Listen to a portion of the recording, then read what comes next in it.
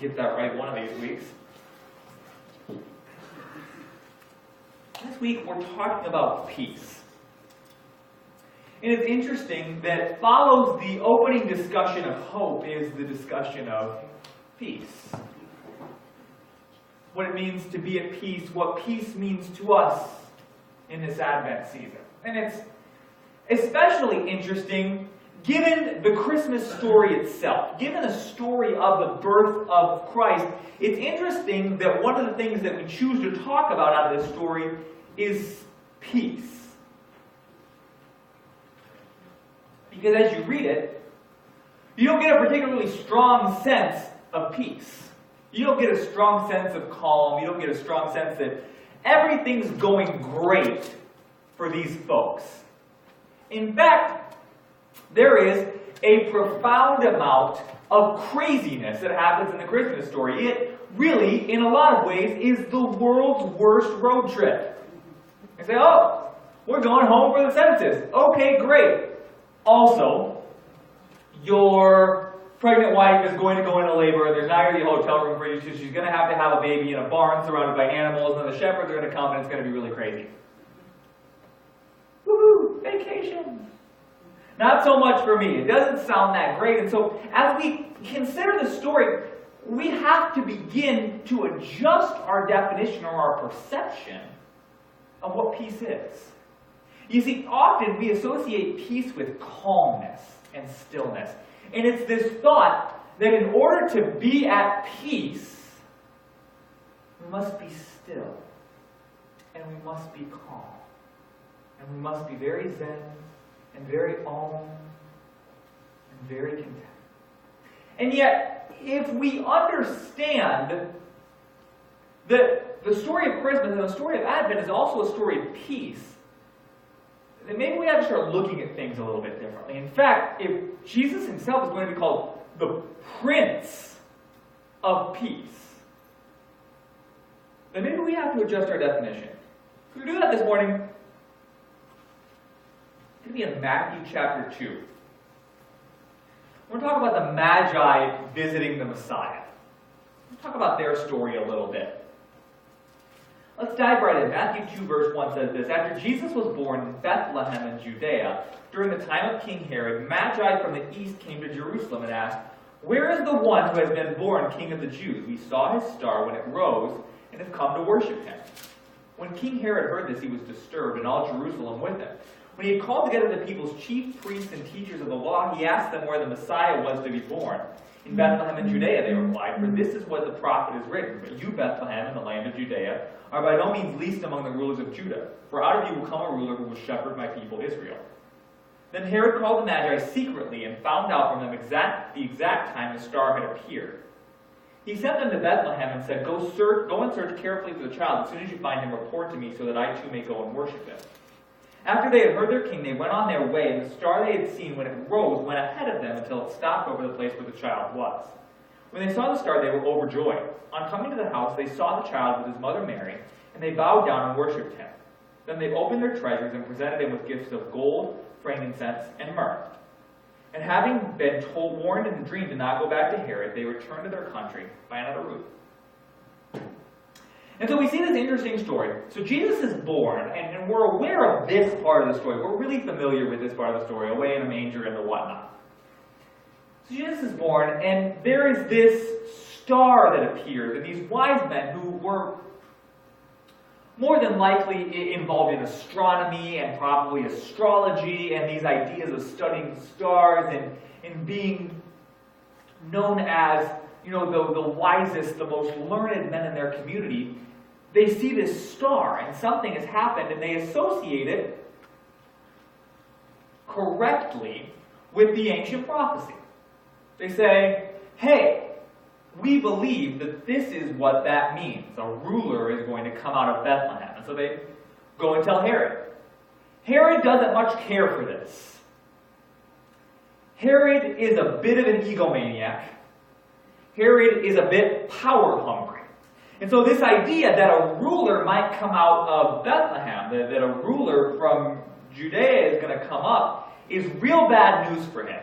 Because Herod likes this idea of being a part of this occupying force, being in control. He likes the idea of this power, this dominance, this wealth that he has acquired, this importance that he has found in himself. And he's disturbed by the news that the Magi bring him. So he says these guys, go to find where this is happening. Go to find this ruler, and come bring word to me so I can go and worship him too. It's a pretty thinly veiled plot, but it's the first century, so it works. They haven't seen much I Love Lucy, so they don't really know how these sitcom plots go.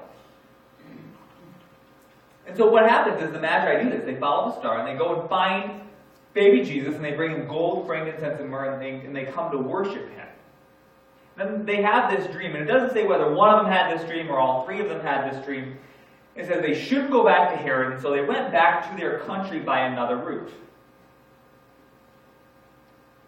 And it's interesting. This story is interesting, and it's interestingly thrown in there around this Advent time because it's one of the only stories we see of Jesus, not as a baby, but not as a grown-up. And so we tend to kind of lump it in with this idea of Advent and Christmas, and sometimes you'll see nativity scenes with three wise men standing outside. And if it was more accurate, you would take the three wise men and you would drive them all the way down the street and put them at the corner of the street, because that's probably where they were when Jesus was in the manger, was just leaving out on their journey. So the odds are that, they would have been way down the street. But again, if you start putting wise men at the corner of your subdivision, people are going to get concerned. And so, yet this story is here. And it's very interesting because we see two different pictures of two different people. And this is why I believe this story tells us about peace. Because peace is and always will be an internal condition. And peace is an internal condition that will exist in you regardless of external circumstances. Because peace is something you have and something you are. You see, the reason I know this is because we see two different groups of people here. First of all, we see Herod. We see Herod as the most powerful man in the region. He's King Herod, quite literally. He has riches, he has wealth, he has egomaniac, he has wise men at his beck and call. He's doing pretty well for himself, and yet the news of a little baby boy disturbs him so that he puts into motion this insane murder plot. He's going to kill all these babies because of one tiny child. Because of prophecy told to him by three wise men. And it's interesting. Because you'd think if anybody deserved to be at peace, it'd be this guy. He's the king.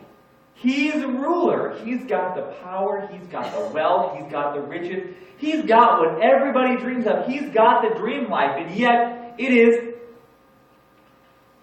the news of this baby that upsets him so, disturbs him so, leaves him disquieted and not at peace. And we sometimes think in our lives, if I could just get blank, I'd be so at peace. I wouldn't have anything to worry about at all. If I could just fill in the blank for your life, I would have no trouble, I'd have no problems. If I could just get out of debt, if I could just get the kids out of the house, if I could just take care of that thing, if I could just this, that, and the other, then I would be at peace. Then I'd be good. And what that comes from is a gross misunderstanding of what peace is. Your circumstances can and will change all the time. Good, bad, otherwise. But if you can't learn to find peace in the middle of whatever's going on, then you'll never have it. At the flip side, we have Mary and Joseph, who've had a bit of an odd year. I would probably say. Bit of an odd couple of years by this point. Mary gets pregnant in pretty much the most non-traditional way you can imagine. Joseph is visited, they're both visited by angels. Joseph marries her. They go to take this census. They are stopped in a manger. Their baby is born in a manger. There's shepherds, there's angels, there's priests, there's prophecy, and now there's wise men bringing what I can only assume is the world's worst baby shower gifts. What are you going to do with myrrh? What are you going to do with frankincense? I mean, I get what you're going to do with gold. That makes sense to me. What are you going to do? If these guys are so wise, why didn't they stop and think of a diaper genie on the way? It's ridiculous. If anybody has the right to be freaked out, it's these two. Right? Just terrified. Just completely freaked out. And yet, over and over again in Scripture, we see a level of trust demonstrated by Mary and Joseph. You see, what happens after this is, when the Magi left, it says this, Matthew 2:13, when they had gone, an angel of the Lord appeared to Joseph in a dream. Get up, he said, take the child and his mother and escape to Egypt. Stay there until I tell you, but Herod is going to search for the child to kill him. So he got up, took the child and his mother during the night, and left for Egypt, where he stayed until the death of Herod. And so was fulfilled what the Lord had said through the prophet, out of Egypt I call my son. Like I said, if anybody has the right to be disturbed and upset, it's these two. They've had lots of crazy dreams, seen angels, all this kind of stuff, and so Joseph has another dream. He says, get up, take your family to Egypt, because Herod is going to try and kill your child. This child, oh, by the way, who I've already told you is going to be the Savior of the world. So, no pressure there. And sometimes we think of this like, oh, like, you know, oh man, like, they went into like witness protection or something, or like they hopped a plane and, or drove up to Toronto and made their lives there. No, they became refugees. All accounts indicate that they took what they had and they went when the angel said go. Based on a dream that Joseph had. But what's interesting about this is when you have found peace, your peace will find a way to grow into your circumstances. You will have the peace you need in the circumstances you find yourself in. So, maybe things are going well, and maybe you need a little bit of peace. Maybe things are going bad. Maybe you need a little more. Maybe the wheels have really fallen off and you need a lot, but peace will expand with your need for it. You see, we've contrasted this idea of Herod and Mary and Joseph in their peace and lack of peace. What's the difference between Herod and Joseph and Mary? When your faith is in yourself, your peace will only go as far as your abilities. When you put your faith in yourself, when you say, I am going to do this for me because I am so great, I am the king, I am wonderful, the moment you have an inability to do anything is the moment when your peace hits a brick wall. Because as much as you may believe in yourself, when we say, believe in yourself, you can do it. Yeah, that's great. I'm not anti that stuff. I'm not a monster. But if your faith is in yourself only, at some point, it's going to drop off. At some point, there will be things you can't do. There will be things you can't control. There will be things outside of your grasp. And what will happen to your peace? It will disappear. It's not there. Because it was so flimsy to begin with. The difference is, if your faith is in God, and your faith says, God, I believe that you have a plan and purpose. I believe that your words are true. I believe that everything that you have for me is good. I believe that you are leading me into my purpose. When things go bad, when things mess up, when there's struggle, when there's strife, when there's tension in a relationship, when there's difficult things, when there's things you didn't expect or anticipate, your peace will go further than your circumstance because your faith is in something bigger than your circumstance. Your faith is in something bigger than you. It's in something bigger than your savings account. It's in something bigger than your skill set. It's in something bigger than what you have acquired for yourself. Your faith can say, I know that God is going to work this together for my good. And so you can experience peace in any number of difficult circumstances, because when your faith is in God, your peace is not tied to your circumstances. And that's why no matter what we go through, we can talk about peace. That's why no matter what is going on in our lives, we can light this second candle of Advent knowing that we can have peace, that it's something that's real for us. Just like when we talked about hope last week and the need for hope. We talked this week about the need for peace because, frankly, we live in a world that has very little of it. We live in a world of panic and freakouts. I hesitate to tell you to turn on the news, but turn on the news. You will see the panic and the freakout everywhere. You will see people in fear. You will see people desperate for something. And listen, peace doesn't say, oh, I don't worry anymore. I have peace. I don't have to worry anymore. I'm not afraid of anything. I don't worry. Everything's fine. We're good. I don't need peace. When I look at Mary and Joseph in this situation in the manger, I don't necessarily see them going, oh yeah, this is going to be fine. In fact, over and over again, we see Scripture's like, Mary took all these things and she pondered them in her heart.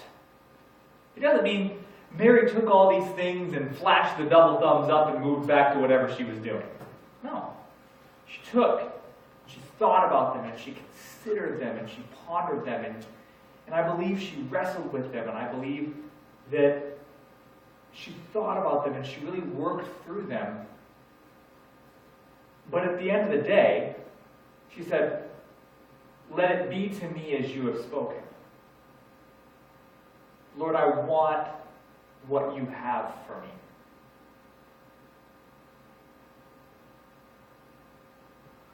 You know, I think that I know in my life, I've seen difficult circumstances. I know in your lives, you have seen difficult circumstances. You know why I know that? Because you're people, and you've made it this far. And I know it couldn't possibly have been easy. Because that's how life goes. That's how life goes for all of us. And peace doesn't say you have to forget about anything that's ever happened to you.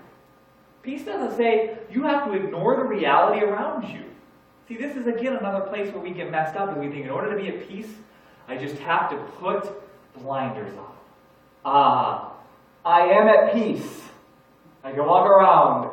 I can go through my daily life, in my everyday life, just like this, and I will be at peace until I run into a wall or until I trip over something and break my neck. See, this isn't peace either. This is ignorance. And they may feel the same for a little while, again, until you run into a brick wall or until you trip over something and break your neck. You know, we live in a world with a lot of difficulties. We live in a culture and in a country that's facing an enormous amount of tension right now. We live in a country that's facing an enormous amount of conflict and difficulty right now. And the solution to those things isn't to say, I don't want to talk about it. I don't want to talk about it. I don't want to deal with it. That's not valid. That's not right. Just because we're specifically not the people that are the recipients of injustice or unfair treatment, that we just cover our heads and we say, whatever. Not on my doorstep. I don't have to worry about it. No. Peace comes from knowing that God has the solution to problems, not by ignoring the problems. Peace comes by saying, I am an agent for the Most High God. Not, well, I'm just going to sit this one out, guys, because I'm trying to preserve the peace in my life. Listen, just like last week we talked about being hope bearers, we also ought to be peacemakers and peace bearers in the world. But being a peacemaker doesn't necessarily mean being a conflict avoider. Being a peacemaker doesn't necessarily mean being a tension shutter downer. You know, you read these accounts in the 1860s, you know, in the 1850s and 60s during the height of Civil War tensions, these things are about to break out, and you read all of these pastors in these accounts where they're trying to figure out what should we do about slavery. You know, specifically in places like Missouri and Kansas and places that are becoming states in the 1850s and 60s. What ought we to do about slavery? And you know the response that many pastors had? They said, well, we don't want to offend slave owners, but we don't want to offend abolitionists. We're just trying to keep the peace. And so they'd come up with these weird consequences like, oh, for example, can you imagine this one? Pastors, in an attempt to keep peace, they would allow masters to tie their slaves up to the outside of the church so they could hear the sermon. Isn't that benevolent of them? Isn't that, what a wonderful peacemaking solution they were able to come up with in that circumstance. We want your slaves to be able to hear the gospel, so you can tie them up right outside the church, right so they can hear, so we can make peace, so we can be at peace. Let me tell you something. Peace does not necessarily mean conflict avoidance when the conflict has to do with good and evil. The church cannot sit out conflicts of injustice. We can't do it. What does the Lord require of you? To do justly, to love mercy, to walk humbly with God. Nowhere in there does it say, get comfy. The Lord does not require comfort of you. The Lord does not require comfort of us. We ought to be peace bearers in the earth. Not only that it says, now guys, let's not fight. But in a way that says, let's fight for things that matter. In order that we might trade temporary peace for permanent, God-given peace. That is the role and the responsibility of churches and believers. We don't want people to look back at us in 150 years and go, oh my goodness, how could they possibly think that that was the ethical decision to make? How could they possibly think that that was the right thing to do? We want to be people who hear from the voice of God and do what it is that He has said to us. Because we understand that true peace only comes from God, not from calmness, not from stillness, not from zen, not from om, not from any circumstances that we do or do not have in our lives, but it only comes from knowing God is in control.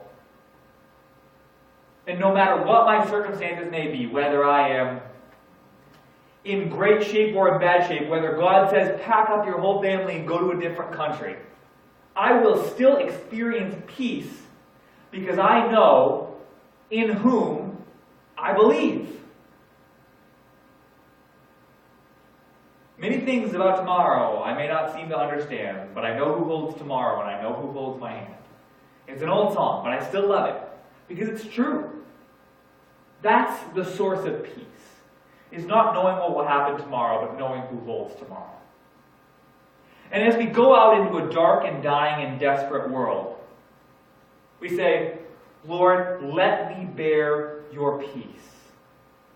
Let me bring peace into difficult circumstances. Let me bring peace into difficult times. Let me bring peace into the lives of my brothers and sisters no matter what they're going through. Let them know that with faith in God, we can experience confidence that God is who He says He is and He will do everything that He has said He will do. Circumstances might not change tomorrow. That's just the reality of life. Your circumstances might not change at all. Look at Mary. Look what she went through in her life. Not just in Advent and in the birth of Christ and that wildness. Look at what she went through in her whole life, seeing what would happen to her son. Seeing him born, seeing him misunderstood, seeing him despised, seeing him rejected in his hometown, seeing him beaten, crucified, and killed. Things don't get much better for Mary from the manger. In fact, this might be the highlight of her story.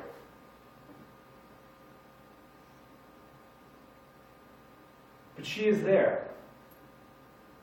She is there from the manger to the cross.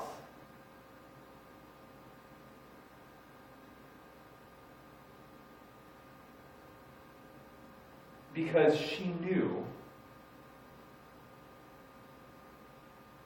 that God was at work.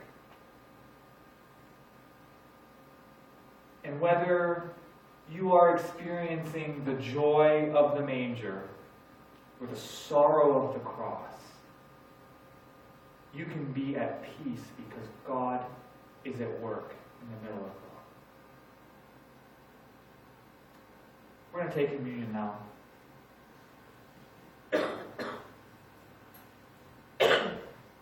And as we do, I want us to reflect